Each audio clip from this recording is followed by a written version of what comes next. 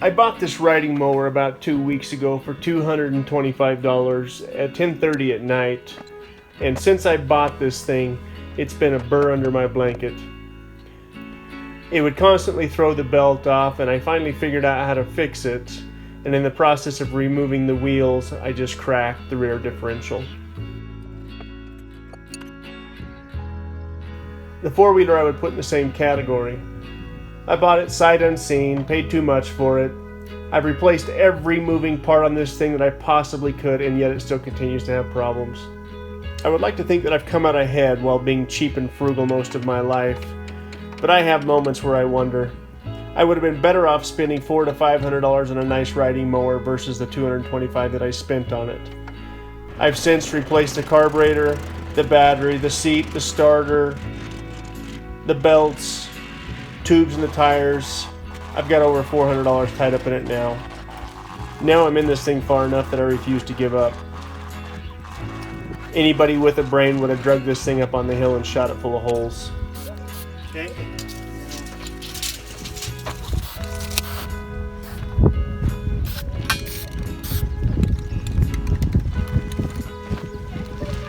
You understand what I'm doing, Cheyenne?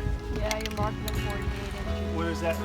So we want to drive them into the ground 48 inches. Are you listening? Okay, so we're going to use the slide hammer until we're down to the paint. Now they're different lengths, but as long as we're going to do 5 strand on that side, I don't care what that side looks like as much because it's not going to be seen as much. So we have about 30 of these T-posts. 30 T-posts, they need to be 10 feet apart, so that should be 300 feet. So that should get us all the way up to where I want to get. Now you guys get them started. If you get them started, I'll come in behind you and send them in.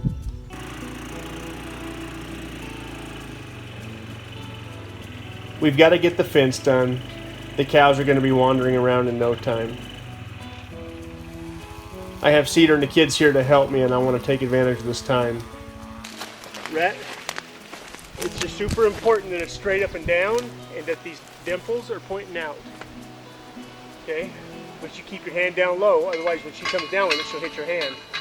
Okay? Go ahead, up and down. High as you can. Okay, go again. Okay? Again. Again. Where's the yellow? Are we in? A little more? Bury the yellow. That's it. Okay, this was soft because I've driven the tractor through here. Now, somebody needs to stand right here and eyeball. Rhett, grab that next one. Stand it up. Turn it over, white side up.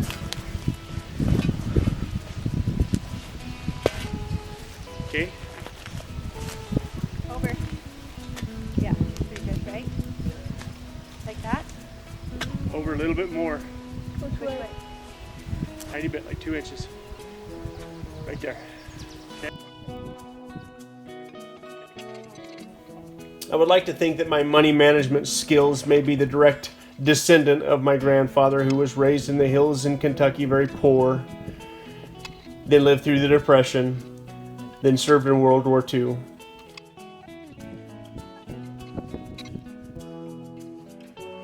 He died a wealthy man because of how frugal he was. Matter of fact, I think my love affair with snap shirts started with him. More than 20 years ago, when my grandfather did finally pass away, I was given the opportunity to pick through some of his shirts to see if I could use them for work shirts. I found one of his old snap shirts, held it up to the light, could see right through it, took that thing home and wore it for another couple of years. I've been wearing snap shirts ever since.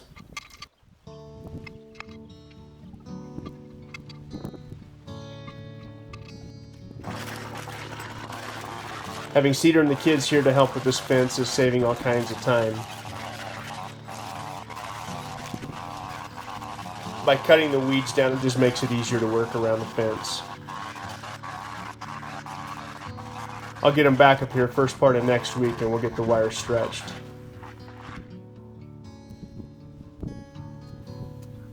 Now, if my high dollar riding mower was working, I could make light work of a lot of this stuff. But because it's not, I'll just continue to use the edger and knock down as many of these weeds as I can.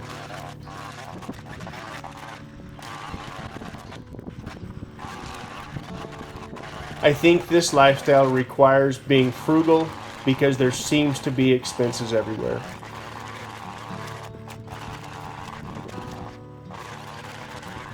It's hard for me to run down and buy a $1,500 riding mower. It would make light work of most of this stuff because I've got some pretty significant expenses ahead of me in order to get moved in here.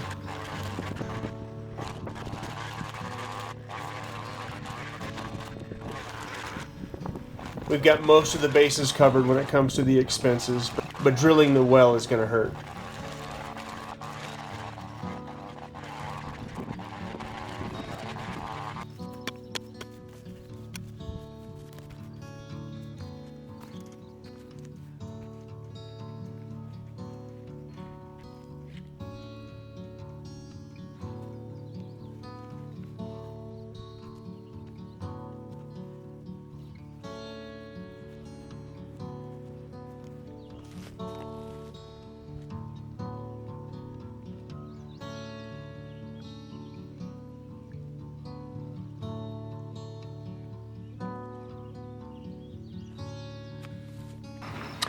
Okay, I didn't get anywhere near as much done this week as I hoped I would. It was my birthday this week. I took a couple days off and played around a little bit. This is also the week that they bring the cows up, and so we got to get the barbed wire fence finished fairly quickly because next week there's going to be about 250 cows wandering around up here, and I don't want them wandering around on our place, especially as we're preparing to pour the concrete. I haven't quite got the back porch prepped yet for the forms. It's been super warm, and so I find myself doing other projects. Although I will say that part of the reason I haven't moved fast on the back porch is I hadn't confirmed the price of concrete per yard right now. I assumed that the price had gone up quite a bit just based on bids, based on what I'm hearing around town, and so I called the salesman down at the local concrete yard and asked him what I would be paying. Now they charge a premium to come up our road. It's hard on the concrete trucks. As a matter of fact, last year one of the concrete trucks snapped a drive line over at Terrell's place, and so I worried that I was going to be paying $150, $160 per yard of concrete. Now I'm going to use about 15, I would guess about 15 yards of concrete between the front and the back. So I called the salesman yesterday and just confirmed with him. Now I set up my own account with the company last year, and I called him up and said, I need to know what the price per yard is before I start pouring concrete. And he called me back a short time later and said that there was a price increase this last year, but that he only raised my price per yard $4 per yard. So this is a big deal. This basically means that I'm still in that $110 to $115 per yard price range, which is great. So this week the goal is to get the roof finished. That's my goal for this coming week, and get everything prepped and ready to pour concrete and get the concrete finished. Also, I think I'm going to bring Cedar and the kids up on Monday now that we're out of school, and have them finish helping me set T-post. It went quite fast with them setting the T-post, and all that we're going to do is fence the lower 5 or 6 acres here, and then we'll progressively fence the rest of it as I have the time and the money to do it. And they did a great job. They all worked really hard today, and all the T-posts that I've salvaged over the last couple of years are now coming in handy. I've got a couple hundred T-posts, although I need about 400 more. But I'm not having to go spend money on brand new T-posts, and I think I have more than enough barbed wire to get that done as well. So anyhow, it was a good solid week. I have my ups and downs. There's just constant ups and downs with this process. I went and bought that piece of crap driving mower because I'm just trying to stay on top of the invasive weeds, and I've had nothing but problems with that thing. But now I'm so deep, I don't want to be defeated by this piece of junk.